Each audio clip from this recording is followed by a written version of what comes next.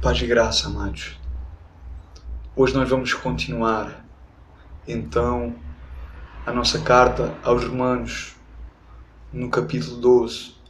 Ontem nós iniciámos, então, no versículo 9 e 10. Hoje eu vou, então, partilhar com todos vocês o versículo, então, 11 e 12. Amém? Este vídeo eu vou estar partilhando o versículo 11, onde o apóstolo Paulo, então, ele escreve assim, no versículo 11: Não sejais vagarosos no cuidado, sede fervorosos no espírito, servindo ao Senhor. Deus, em nome de Jesus, abre os nossos olhos, abre os nossos ouvidos, em nome de Jesus, e traz a revelação da Tua Palavra, em nome de Jesus. Amém. Não sejais vagarosos no cuidado, sede fervorosos no espírito, servindo ao Senhor. Este é o versículo 11. O povo de Deus, ele não pode ser ignorante ao ponto de achar que ir uma ou duas vezes à igreja na semana chega para agradar e glorificar a Deus. O povo de Deus não pode ser ignorante a esse ponto. Viver para Deus é muito mais do que isso. O povo de Deus precisa ter uma vida devocional. Precisa de ter, então, comunhão e intimidade com Deus. A comunhão com Deus na igreja é muito pouco. Aliás, não servirá para nada se a pessoa não tiver uma vida diária de comunhão e intimidade com Deus.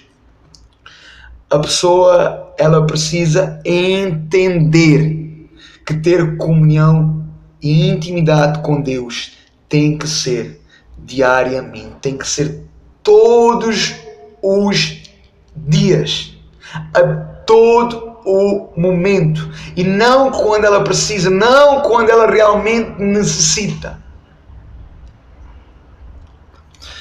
Nós precisamos entender que no início Deus, ele criou o homem à imagem e semelhança de Deus. Deus, ele não criou o homem para o adorar, não. Deus criou o homem para governar, para administrar, para ter intimidade e comunhão com Deus. A Bíblia fala lá em Gênesis, lá no início, que Deus, ao fim do dia, às 5 horas da tarde, Deus então ia até Adão, ia então até ao Éden e então tinha comunhão. O homem, o primeiro homem, Adão, ele tinha comunhão pessoalmente com Deus. Ele tinha então comunhão diária com Deus. Deus então, ele criou o homem para ter intimidade e comunhão com Deus.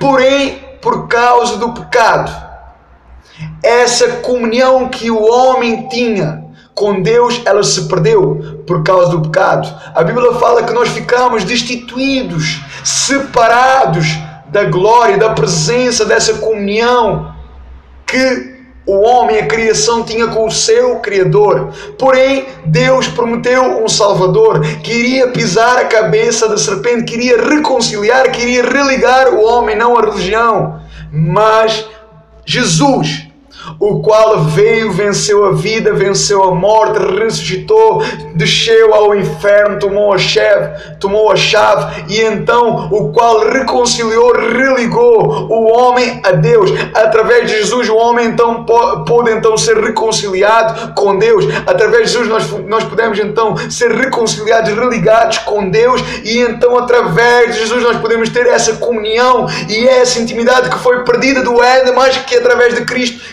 trouxe. Então nós precisamos então entender que nós precisamos de Jesus.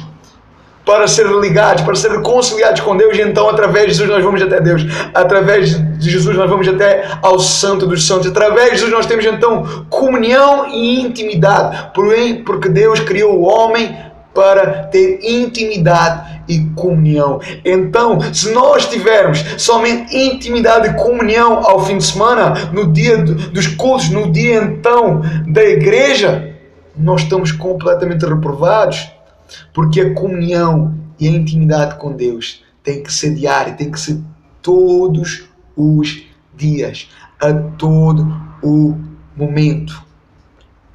Cada pessoa precisa dessa intimidade.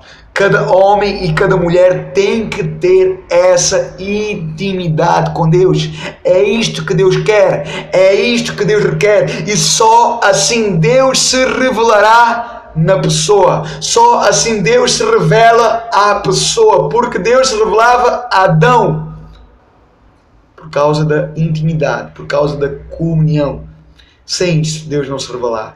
Sem isso Deus não se manifestará. Sem isso não vai haver transformação. Sem isso não vai haver salvação. Sem isso não vai haver obediência. Sem isso não vai haver uma vida devocional. E nós precisamos entender.